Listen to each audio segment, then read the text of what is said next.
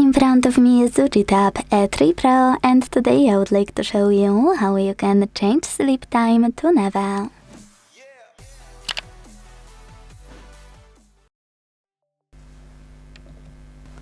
First of all, go into Play Store and download free app called Coffin Keep Screen On.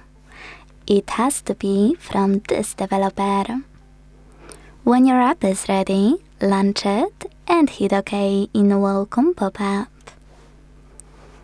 If you wish, you can click on Timeout to make sure Infinite is on and check out all of those other options for later.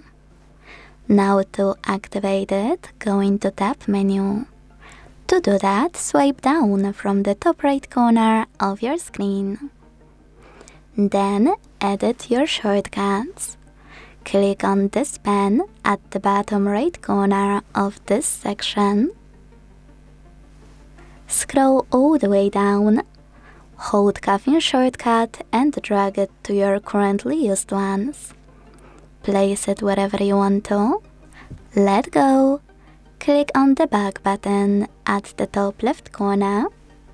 And tap on your new shortcut to activate it. As you can see, infinite sleep time is on. To switch it off, click on the same shortcut again.